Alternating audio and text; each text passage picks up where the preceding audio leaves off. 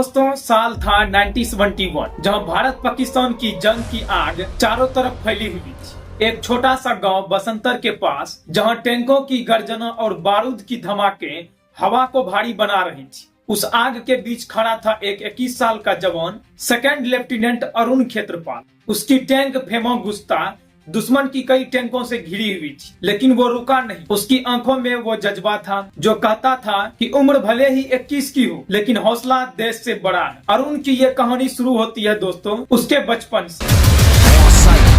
एक फौजी परिवार का बेटा जिसके पिता खुद ब्रिगेडियर रहे, घर में अनुशासन था जिसकी वजह से वो बाहर अपने सपनों लेकर निकले। ट्रेनिंग के दिन जहां वो अपने साथियों के साथ हंसता खेलता, लेकिन अंदर से तैयार हो रहा था एक बड़ी जिम्मेदारी के।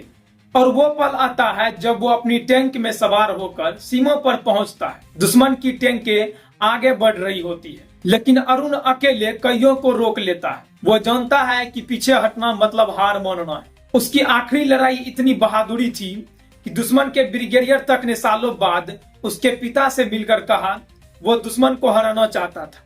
लेकिन दुश्मन कौन? यह कहानी सिर्फ जंग की नहीं, बल्कि एक बेटे की, एक पिता की और एक देश की है, जहां गर्व है तो दूसरी तरफ दर्द भी। और वो सवाल जो हमेशा रह जाता है, जंग खत्म होती है लेकिन सम्मान और यादें नहीं। श्री राम राघवन ने इसे इतनी संवेदनशीलता से बुना है कि एक्शन के बीच इमोशंस की लहर दौड़ जाती है। अगस्त्य नंदा अरुण बनकर जीवंत हो उठते हैं।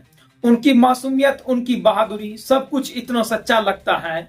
धर्मेंद्र जी अरुण के पिता के रोल में अपनी आवाज में और आंखों से दिल छू लेते। वो सीन जहां वो कहते हैं ये मेरा छोटा बेटा है 50 का और ये बड़ा बेटा अरुण जो हमेशा 21 का ही रहेगा, आंखें नम हो जाती। जयदीप अहलावत दुश्मन के ऑफिसर के रोल में भी इंसानियत दिखाते, जो बताता है कि जंग के मैदान में भी दिल इंसानी रहते हैं। अब थोड़ा रुक कर सोचिए, ये कहानी हमें याद दिलाती है 1979 की उस फिल्म बॉर्डर की, जहां लोंगेवाला की लड़ाई में सनी देओल जैसे हीरोज ने जोश भर दिया था। बॉर्डर में बड़ा स्केल था, टीम की बहादुरी, वो डायलॉग्स जो आज भी गूंजते हैं। लेकिन 21 अलग है। ये अकेले जवान की पर्सनल जर्नी ज्यादा इंटीमेट है, ज्यादा इमोशनल है। जहां बॉर्डर जंग का जोश दिखाती थी, 21 जंग के दर्द और इंसानियत को छूती है। दोनों ही देशभक्ति जगाती है, लेकिन 21 ज्यादा गहराई देती, जैसे एक पिता का अपने बेटे के लिए गर्व और वो खालीपन जो कभी भरता नहीं। और आखिर में वो संदेश रह जाता है, वो जवान जो सिर्फ 21 साल जिया लेकिन अमर हो गया। उसकी कुर्बानी ने न सिर्फ जंग जीती बल्कि लाखों दिलों में आग जला दी। 21 देखकर लगता है कि बहादुरी की उम्र मोहताज नहीं होती। दोस्तों ये फिल्म 1 जनवरी 2026 को रिलीज हो चुका है और अगर आपने नहीं देखी है तो जरूर देखिए। ये सिर्फ एक फिल्म नहीं,